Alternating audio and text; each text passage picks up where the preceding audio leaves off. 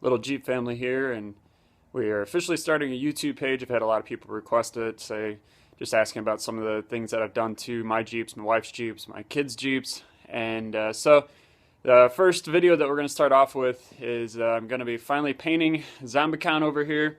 Had it for about 7 months. I spray painted it with a Krylon semi-flat black and then a engine enamel. I believe it was also Krylon engine enamel. No, it was Duplicolor, I believe. Both of them from Advanced Auto. And so it cost me about, I think, $70 to $100 for all the different paint. And I did that in March of 2014. And then now it's October of 2014. Decided I'm going to switch it up a little bit, go away from the zombie theme. And I've enjoyed it. And for the few months that I've had, and the other side we got Zombicon, and did the same thing with that one, semi-flat black Krylon from Advanced Auto.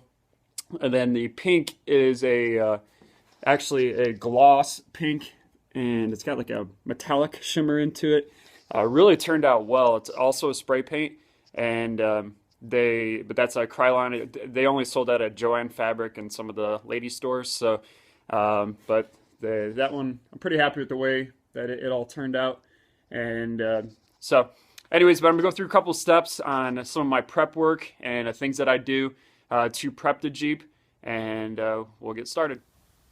First thing I'm going to do before I get started on the Jeep is I'm going to scuff the whole paint job down, and this semi-flat holds up pretty well. You can see scratches on it.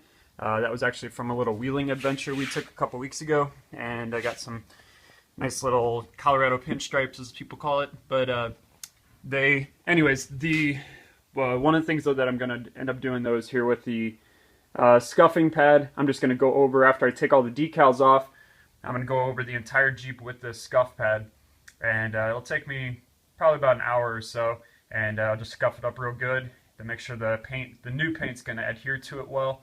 You can attempt to spray right over top of a paint, especially if you have a gloss. If you attempt to do that, it's going to peel on you pretty quick. But if you have a gloss, because underneath this I have a couple layers of black, because I've done it every year for the last couple of years.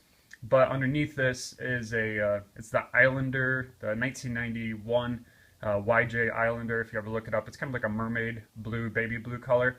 But I had to scuff it up, and before I put all the black on, and which I put the black on about almost 4 years ago now. So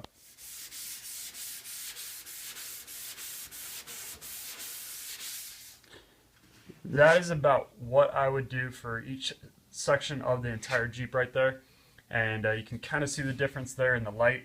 The semi-flat's a little dirty from some mud on it, but the semi-flat too, where I just scuffed it up. So I'm basically just eliminating any gloss at all, and just little tiny microscopic scratches on there, and that's going to help the new paint will fill in all those little scratches. So I'm going to go over the entire Jeep with that, and then we'll start to prep the Jeep for paint.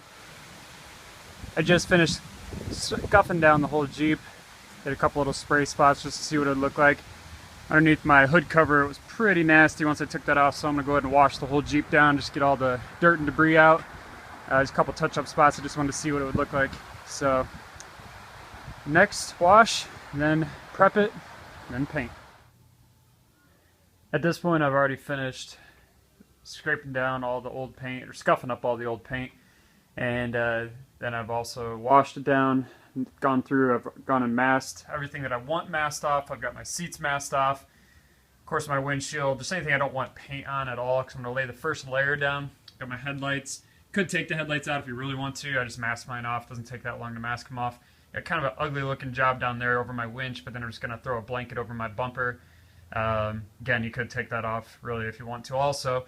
And so everything basically that's black on the lower end that you see right now is going to end up going a desert tan color, and but everything is pretty much masked at this point. I'm going to go ahead and wipe it down, and I forgot to grab that. I'm going to actually wipe it down with this here. I've got a wax and tar remover, so I'll just go over the whole Jeep with this. Some people would use, again, if you're doing a professional job, we're gonna use $500 paint, then you'd use like a prep saw, then a wet. You'd actually use a tack cloth to get off any dirt and debris, Then you'd also make sure you're in a dust-free room, your floor would need to be wet, everything, so there's all that to go into this. I'm not doing that because this is a Jeep, and I don't mind if I get scratches and scrapes and little bits of dust on it. I'll just spray it again. So anyway, so I'm using that wax and tar remover that I just dropped, and so I'll go over the whole Jeep with that, and we will pretty much be ready to start painting at that point. Probably the number one question I get asked is, how do I paint my Jeep? To actually explain to somebody how to paint a vehicle is a little difficult. I've been starting on it a little bit here, just did some of the preliminary areas, and then I'm going to do the hood, and I'll film the hood so you at least can see it. The main thing is just don't do too heavy and too close, because that's where you'll really start to get the overspray lines, or you'll start to get running. It'll start to run on you.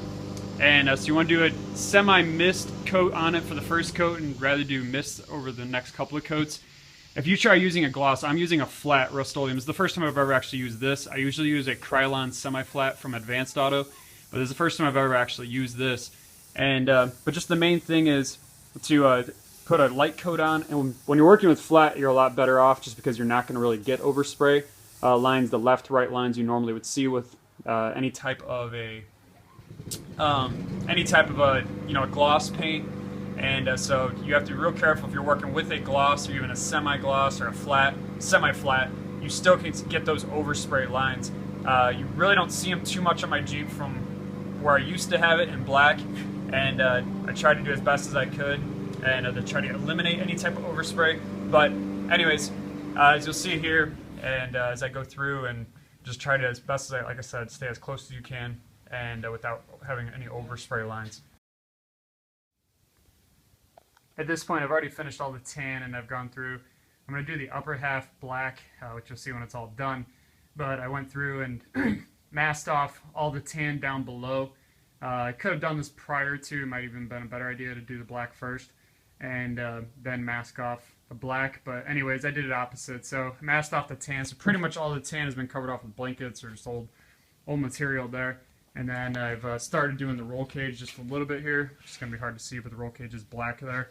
And then right here it starts to transition back to green, where I'll get the rest of that roll cage. So they, anyway, so you can just kind of see everything is covered up except for all the tan is covered up, basically up to the back where I wouldn't get any overspray back there yet. And as I work my way back, I'll just pull the blankets back and keep everything covered. And so one other little thing I did to the doors is I'm going to follow the contour of the door line to the roof line, which follows the bed of the Jeep. It'll make more sense once they're on. But so the lower half of the door is a desert tan, and the upper half is going to be the black. So I went ahead and sprayed the lower half of the tan earlier, and then let that all dry. Then I masked off the exact line that I want, which is just going to follow the door contour, which many of you, your doors will have the same contour. Some of you may just have a straight flat door with no line at all, but you can barely see it in this, but there is actually a line there, kind of a curved line. Anyway, so once I take the masking tape off, you'll actually see the contour on the final product. So the next thing we'll do is put the top on, and then pretty much the Jeep will be almost set to go except for the roll cage there, and everything else is pretty much falling into place. Just got little touch-ups, like little bits of green here and there, which I'll actually just hit anything that I find. Like I had a spot there, which you can see a little bit, which I'll just hit with like a paintbrush right on the edge here. Same thing. I'll hit little things with the paintbrush where I have little mistakes, and but for the most part, especially once you're dealing with a flat or a semi-flat, the touch-ups will work a lot better. It's where you're not going to see them. You can see how the semi-flat, it just turns out so well. That's again the Krylon semi-flat. That's the Krylon Rust Tough is the actual name. Again, I get that at Advanced Auto, but there's absolutely no overspray, like a left-right line. And then with the flat, just because it is flat, you're not going to get any type of, for the most part, you shouldn't, if you covered it 2 to 3 times, you shouldn't get any overspray lines there, which you may get those left-right lines on a gloss or a semi-gloss. Well, the Jeep is officially done. I've got the paint all done, all the decals on there. Rained a little bit just a few minutes ago, and it's actually a beautiful day now. But anyways, added some LED pods to it, but you can see the paint, I mean, even in the sun. Flat, of course, you're not going to really get any kind of shine at all off that. I already showed you in the prior parts of the video where you can't see the overspray lines on that Krylon semi-flat. But really for the most part, I'm very happy with the way it turned out. If I were to redo anything, I probably would use Krylon's semi-flat tan also. It doubles the cost of it. It's about $8 a can, and but compared to the $4 a can I paid for the one that I used, and the Rustoleum was about $4 a can. I think the Krylon semi-flat just tends to hold up a little better. The flat definitely gets dirty very easy. You can still clean it, but ultimately just some of the really what it looks like. And did the tires all black for now. Some people were telling me to switch that up, do tan or whatever, but like I said, I'm happy with the way it turned out as of now, and I appreciate you guys watching the video. Hopefully I can do a few more. I'll do one on how I mounted the axe and the shovel, a few other things like that here in the near future.